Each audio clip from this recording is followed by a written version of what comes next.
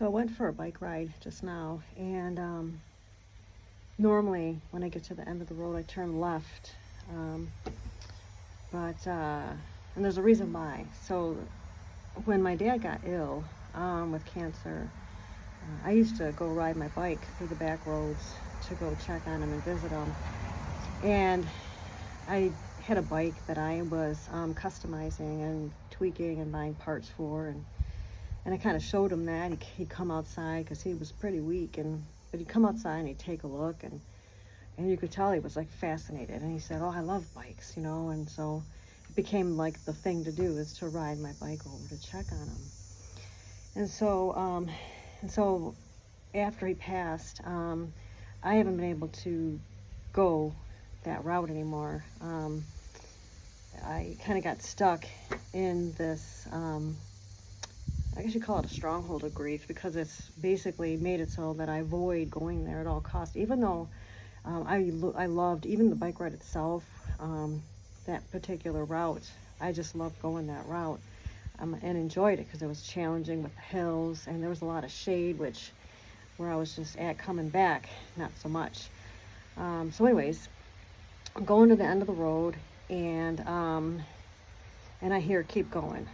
And I'm like, I usually turn left here because I don't even want to go that route, because then the next turn is a right, which is where my parents used to live. And so I hear keep going, and I'm like, okay. So in my mind, I'm thinking, I can just turn around and at the end and not turn right. I just turn back around and come back, and that'll be a good ride. And so I'm getting close to the end. I keep going. I go through, and I getting close to the end where I have to turn right or turn around. And I hear turn right, and I'm like, yeah, no, I'm not doing that. And I hear turn right, and I'm like, why would I do that? And so I feel like I'm arguing with God at this point again, which I tend to do that when I don't want to do something. So I'm like, why would I do that? Why would I put myself through that and make myself feel that? And I don't have to do that. I can just turn around, right? I didn't even want to go this way to begin with. And so I'm saying all this stuff and arguing, and then it's getting close to where I have to make a decision to either turn right or turn around. And I hear like this peaceful way of putting it, I'm going to be with you. And I'm like, okay, wow, like, how do I say no to that? And it felt like I just had like this peace fall over me. And I said, okay, I'm going to turn right. But it was a decision where, how you can make a decision and you're like, I can still turn around at some point. When I made that decision, sometimes I tell myself, this is like an all-in decision, and I don't care what's going on, you're going all in. Kind of like when you round the third base and you're running real fast, and you go, and like if you're going to round that base like full blast and really truly turn, you better be all in and just keep going, because you don't want to be in a pickle, which is worse. So you better just keep going and pick up the pace. And so that's kind of the decision I made. I was all in, and I picked up the pace, which was a bad idea because it's all hilly over there. So I picked up the pace, and I did turn right.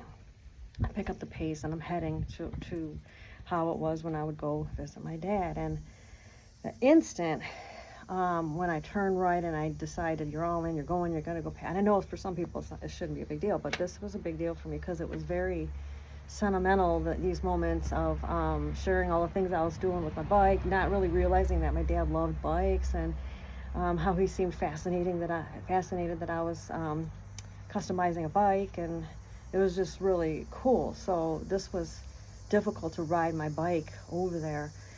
And so when I decided to turn right, and I was all in, I had this like choked up feeling, really, really choked up feeling. And in the moments I thought, oh, this is just a prelude to what's coming. When I get there, I'm going to be like bawling. So that's what I thought that feeling was. And so I get there, and I'm going to insert the video I did when I got there, because I actually was good. Like, I was fine. I was totally fine. I felt peace, and I was okay. And so I'm riding back, and I'm thinking, like, why were you so choked up? And then it dawned on me, I wasn't choked up about what I was going to feel. I was choked up about what I was letting go I was letting go of this stronghold of grief that kind of like made it so that I wouldn't do certain things over there. I wouldn't turn that way. I wouldn't go that way. I didn't want to think about riding my bike, even though I loved that bike ride. I was being controlled by this stronghold of grief. And the decision to let God come with me and let Him lead me there and go through it and overcome that was a letting go. So the grief of letting go, and it's so strange because why would you grieve that? It's kind of odd, right? But there was a grief behind that of letting go, like this pain, this sorrow of letting go of something that I had started to hang on to, like I'm never going there, I'm never going there. But when you actually overcome that, and I was riding back, even though I was pretty much out of breath at that point, I have relief and I can do it again. I can enjoy that bike ride again and know that I'm fine. And so my message is for anybody struggling with, if there's something, whether it be some place, like a place that you can't go anymore, or something, maybe something that you can't do anymore. If there's something holding you back and you've been in it for a long time, grieving and allowing that to control you, like this just did for me, but not anymore because that's in the past and it no longer controls me. And I just experienced that firsthand. If there's something that is doing that for you, I challenge you to pray about it and let God lead you and walk with you through it. Because I just experienced this one thing that I was saying, I don't have to do this, I'm not doing this. And then I allowed Him to lead, like He said, I'll be with you. And I'm like, gosh, I can't say no to that, right? How do you say no to God when He's telling He was going to be with you? So, hopefully this makes sense, but I thought I'd share it because there's a lot of people that have had a lot of losses. It could be all kinds of things. It doesn't have to be a loss of a person. It can be a loss of an animal, a pet, right? It could be a loss of a job or something, a loss of a friend that you lost a friendship with, or whatever it is. If you're grieving something and it's controlling you in some fashion, let God lead you through it.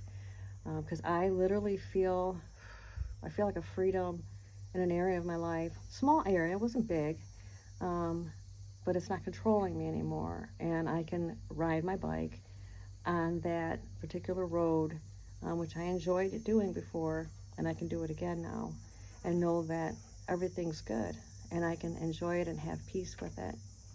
And so hopefully that makes sense to you guys, and hopefully helps somebody else overcome and lean on God to walk you through whatever it is you're struggling with. Thanks, and have a blessed day.